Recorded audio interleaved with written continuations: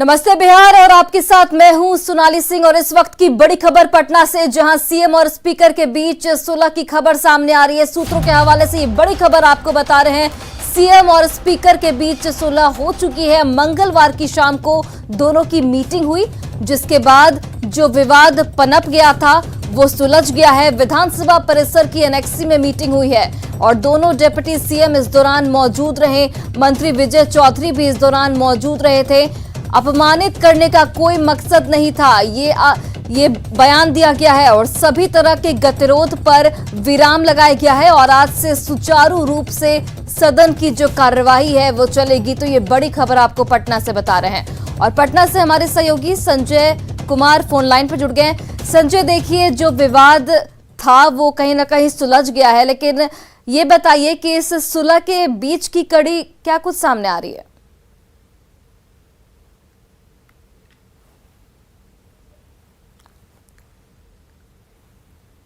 मंगलवार को सदन की कार्यवाही चली, उसमें न तो विधानसभा अध्यक्ष मौजूद रहे, न ही मुख्यमंत्री नीतीश कुमार, और ऐसे में विपक्ष जिस तरीके से सदन के जो कार्यवाही थी उसको बाधित कर रहा था, उसको लेकर देर शाम को कैबिनेट की बैठक थी कल और मुख्यमंत्री की अध्यक्षता में कैबिनेट की बैठक मुख्य सचिवालय में हुई और मुख्य सचिवालय के ठीक पीछे विधानसभा का एनेक्सी भवन है। और जब कैबिनेट की बैठक खत्म हो गई तब मुख्यमंत्री जो है वो एनेक्सी भवन में आ गए और वहीं उनकी मुलाकात जो विधानसभा अध्यक्ष है विजय कुमार सिन्हा उनसे हुई। उसके बाद जो कई मंत्री थे और कई जो दूसरे नेता थे, जो विधानसभा सदस्य थे, वो भी वहां मौजूद थे और उसके बाद इन दोनों के बीच बैठक हुई और इसमें बताया गया कि जो गलतफहमियां हुई है उसे दूर कर लिया जाना चाहिए। एक एक पॉइंट पे बातचीत हुई और उसके बाद यह मान लिया गया, जो सोर्सेज है वो बता रहे हैं कि इस बात पर सहमति बन गई कि अब संसद जो विधानसभा की जो कार्यवाही है उसमें अब किसी तरह की अड़चन नहीं आनी चाहिए और जो गतिरोध है उसको खत्म माना जाए। और जो सोर्सेज है उन्होंने इस बात की जानकारी दी है कि आज से विधानसभा की कार्यवाही जो है वो विधिवत सामान्य रूप से चलेगी और जो भी कंफ्यूजन था वो दूर कर लिया गया। तो निश्चित तौर पर जो संवैधानिक गतिरोध था वह खत्म होता हुआ दिख रहा है और आज यानी बुधवार के दिन से जो सदन की कार्यवाही है वह समान रूप से चलेगी, ऐसी सोर्सेज ने जानकारी दी है। जी सोनाली। बिल्कुल, चलिए संजय, बहुत बहुत धन्यवाद तमाम जानकारियों के लिए। तो देखिए, सीएम और विधानसभा अध्यक्ष के बीच जो भी विवाद था वो कहीं ना कहीं अब सुलझ गया है और आज से सभी तरह के गतिरोध पर विराम लग चुका है और आज से सुचारू रूप से सदन की कार्यवाही जो है वो चलेगी। चलिए बढ़ते हैं आगे। बिहार में अब मेयर और डिप्टी मेयर का चुनाव सीधे जनता करेगी। नीतीश कैबिनेट की बैठक में नियमावली में संशोधन को हरी झंडी मिल गई है, यानी कि नगर निगम, नगर परिषद और नगर पंचायतों का प्रमुख और उप प्रमुख कौन होगा ये वार्ड पार्षद और वार्ड सदस्य नहीं बल्कि जनता तय करेगी। अब तक इन पदों पर अप्रत्यक्ष चुनाव होते थे। कैबिनेट की बैठक में कुल 21 एजेंडों पर मोहर लगाई गई है, जिसमें वित्त रहित कॉलेज के शिक्षकेतर कर्मचारियों को 2017 तक का बकाया वेतन भुगतान का प्रस्ताव भी पास किया गया है। वहीं इंटर और स्नातक में फर्स्ट डिवीजन से पास करने वाली छात्राओं को प्रोत्साहन राशि के लिए भी फंड रिलीज करने पर मोहर लगाई गई है। वहीं कैबिनेट की बैठक में 14 जजों को जबरन रिटायरमेंट पर भी मोहर लगाई गई है। मधुबनी स्टेडियम की बदहाली और इसकी जमीन पर अतिक्रमण का मुद्दा विधानसभा में उठा तो सरकार का जवाब आया कि स्टेडियम की 1.5 एकड़ से ज्यादा जमीन पर राजद के एक पूर्व विधायक का कब्जा है, जिसे खाली कराने की प्रक्रिया जो है वो चल रही है। लेकिन आरजेडी के जिस पूर्व विधायक पर सरकारी जमीन पर कब्जे का आरोप लगा है, वे इस मामले में खुद को बेदाग बताकर सदन को ही गुमराह किए जाने का दावा कर रहे हैं।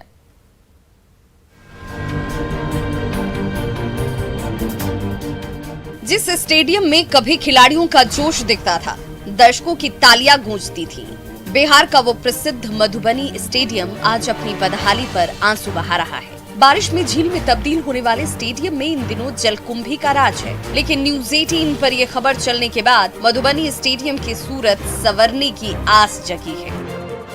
जेडीयू विधायक ने मामला विधानसभा में उठाया तो सरकार का जवाब भी आया। बताया गया कि राजद के पूर्व विधायक और आमिर हसन कॉलेज के सचिव डॉक्टर फयाज अहमद ने स्टेडियम की 1.60 एकड़ जमीन पर कब्जा कर रखा है। एक वहाँ कॉलेज है आमिर हसन के नाम से, उनके सचिव है डॉक्टर फयाज अहमद, उनके नाम से स्टेडियम का लगभग 2 एकड़ जमीन कब्जा में है। तो मैंने आग्रह किया है कि इस स्टेडियम का जनार्दन हो और जो कब्जा किए हुए हैं ये नहीं होना चाहिए। बीजेपी विधायक हरिभूषण ठाकुर बचौल ने भी मधुबनी स्टेडियम की स्थिति पर मिले जवाब की कॉपी दिखाते हुए फयाज अहमद के बहाने तेजस्वी यादव पर निशाना साधा और सरकार से जितनी जल्दी हो सके स्टेडियम की करोड़ों की जमीन पर बुलडोजर चलाकर अतिक्रमण मुक्त कराने की मांग की।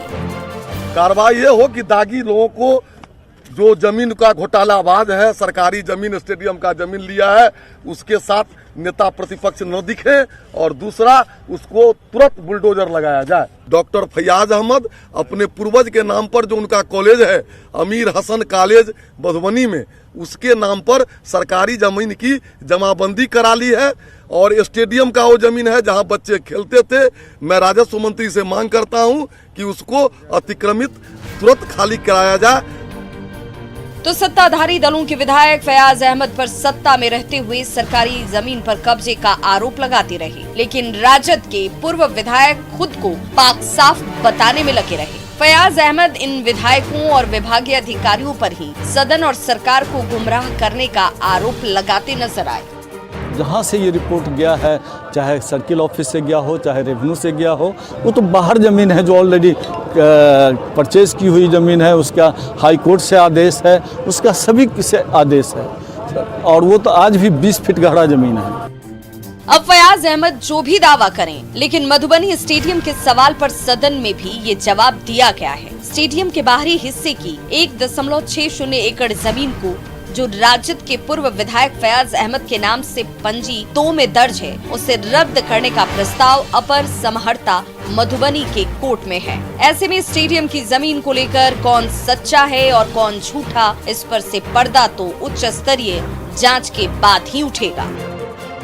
न्यूज़ 18 के लिए मधुबनी से अमित रंजन के साथ पटना से शैलेंद्र की रिपोर्ट।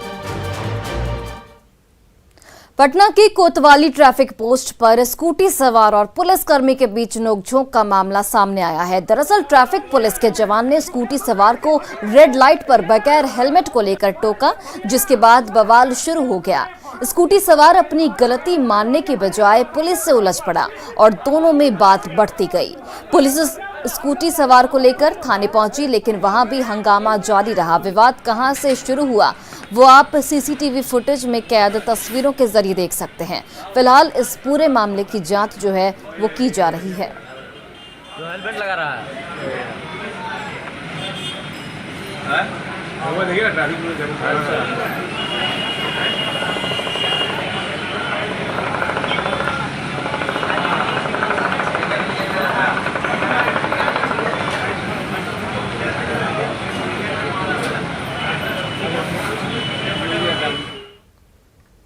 वही देखिए, गोपालगंज के बैकुंठपुर में शराब पीने से 7 लोगों की मौत के बाद अब थावे थाना क्षेत्र के कविलासपुर बाजार में संदिग्ध हालत में 2 लोगों की मौत का मामला सामने आया है।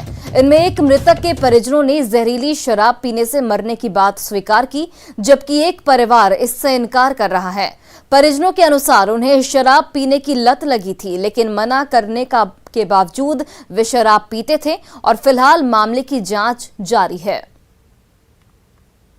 कमाना करो तो सन कमाए कोड़े जात रहन तो केनहू से पी खा के चल जात रहन। भोरे उठो तड़न तो कह तड़न कौ चीज रे हमारा आँख खानर हो गई बा, हमारा नइखे आँख से लौक आँख से नइखे लौकता। और बाद कगजी चीनी सब देहनी सन हजमाई खटाई उटाई उल्टी 3 बेरा कहन तमनी का देह में डर हो गए तो डॉक्टरी में ले गई सन। पानी उनी चढ़ुए देह में बेचैनी हो गए, घरे ले नहीं सब 2 बेर में पारा निकल गए। उ देहात गए रहलन पी के आई रहलन, उ देहात गए रहलन पी के माना कल जात रहे कि अपन नत पियो भाई, बीमारी चलल बा, दारू में हई चलल बा, माना करल जात रहे ना मानत रहे, रात ना पियले रहे ना कुछ कइले रहे, कल से पियल बंद कइले रहे। अब एक बाइक बीमारी हो गए।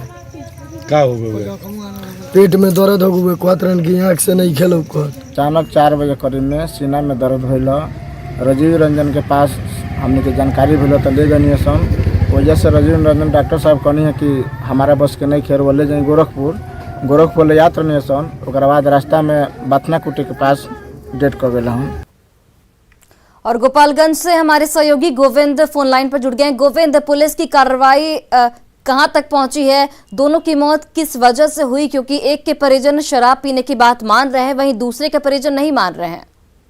देखिए, ये पूरा मामला कुछ थावे थाना क्षेत्र के कविलासपुर गांव का है, जिसमें एक जो है सरफुद्दीन कुरैशी, वो मटन बेचने का कारोबार करता था, काम करता था, और उसकी जो पत्नी है और जो बेटे हैं, उन्होंने आरोप लगाया है कि शराब पीने से इनकी मौत हुई है। और यह भी कहा है कि बार बार शराब नहीं पीने की बातें कही जाती थी, मना किया था शराब पीने से। इसके बाद ही वह शराब पीकर हमेशा आता था। और यह भी बताया कि होली के बाद उसने कसम खाई थी कि होली के बाद शराब नहीं पिएंगे, लेकिन इससे पहले उसकी मौत शराब पीने से हो गई। वहीं दूसरा एक जो है उपेंद्र यादव है मृतक, उसके परिजनों ने कहा कि पेट दर्द और कैदस होने की वजह से हालत बिगड़ी, डॉक्टर के पास इलाज कराने गए जहां मौत हो गई। तो एक परिजन जो है वो स्वीकार कर रहे हैं कि शराब पीने से मौत हुई है, और वही दूसरे परिजन जो है स्वीकार नहीं कर रहे हैं। उनका कहना है कि पेट दर्द से मौत हुई।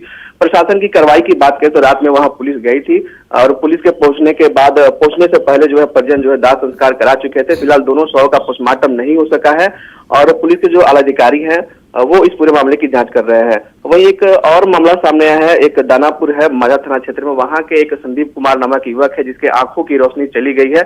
उसके परिजनों ने भी शराब पीने से आंखों की रोशनी जाने की बात कही है। फिलहाल बेहतर इलाज के लिए उसे गोरखपुर रेफर किया गया है, और इस पूरे मामले में प्रशासन के अधिकारी है वो जाँच कर रहे हैं। चलिए गोविंद, बहुत बहुत धन्यवाद तमाम जानकारियों के लिए। गोपालगंज में एक युवक की आंखों की रोशनी चली गई। पीड़ित युवक का नाम संदीप है, जिसके परिजन ने शराब पीने के बाद आंखों की रोशनी जाने की बात कही है। फिलहाल उसे इलाज के लिए गोरखपुर रेफर किया गया है। पुलिस युवक के परिजनों से फिलहाल पूछताछ में जुटी है। शाम को अल्कोहल लिए थे, उसके बाद शाम को हम पूछे जाए ऐसे ही होता है उनके पास, तो हम कुछ नहीं बोले। उसके बाद सुबह पूछे तो बोल रहे हैं कि सब धुआं है लोग रहा है। उसके बाद हम अपने गांव के एक डॉक्टर को बोला, पानी चढ़ाए। हम मुझे कमजोरी से हुआ था, इसीलिए पानी चढ़ाए। और शाम को आज अल्कोहल लिए थे वो? हाँ, अल्कोहल लिए थे। कटिहार में कोढ़ा थाना क्षेत्र में 2 दिनों में नया टोला जुरावगंज में 3 लोगों की संदेहास्पद स्थिति में मौत से सनसनी फैल गई है।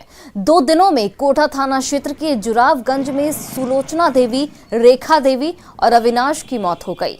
अविनाश का अंतिम संस्कार भी किया जा चुका है। रेखा देवी और सुलोचना देवी की मौत होने के बाद प्रशासन तीनों मौत की अलग अलग वजह बता रहा है।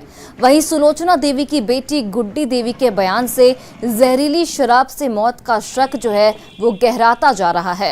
हालांकि पुलिस इस पूरे मामले की जांच में जुट गई है। कैसे आपकी मां की मौत हुई, पता है आपको? शराब थोड़ी सी पी हुई थी। अच्छा। सुबह थोड़ी ठीक रही, लेकिन सुबह होने के बाद तो गिर गई, सो रही थी। और खबर मुजफ्फरपुर से, जहां एक बेलगाम कार होटल में घुस गई, जिसमें 4 लोगों की दर्दनाक मौत हो गई, जबकि 5 जो लोग हैं वो जख्मी बताए जा रहे हैं। हादसा NH 28 पर मीनापुर इलाके में हुआ, जहां तेज रफ्तार कार लाइन होटल में घुस गई। जिस वक्त ये हादसा हुआ उस समय होटल में कई लोग वहां पर मौजूद थे। इस घटना के बाद वहां अफरा तफरी मच गई। घटना से नाराज लोगों ने काफी देर तक NH 28 को जाम रखा। जिस गाड़ी से हादसा हुआ उस पर प्रशासन का बोर्ड लगा है। और देखिए, होली को लेकर हर तरफ माहौल खुशनुमा हो गया है। कहीं होली मिलन समारोह का आयोजन किया जा रहा है, तो कहीं अभी से ही होली का हुड़दंग जो है वो शुरू हो चुका है। रंगों और मस्ती के त्योहार होली में कलाकार भी एक से बढ़कर एक गीत गाकर लोगों का मनोरंजन कर रहे हैं। तो आपको भी सुनाते हैं मधुबनी के लोकप्रिय मैथिली लोक गायक कुंज बिहारी मिश्र का ये गाना, और डूब जाइए होली की मस्ती में। भौजी कहलखिन नहीं कोनो जरूरत नहीं छे, तो देवर कहै छे आजुक दिन नहीं तोड़ियो मोन के, आजुक दिन नहीं तोड़ियो मोन के, चढ़ गल हमरा भंग। सुनो ये भौजी हाँ हाँ, सुनो ये भौजी हाँ हाँ, सुनो ये भौजी हमरा लगा बदिया रंग। सुनो ये भौजी हमरा लगा बदिया रंग।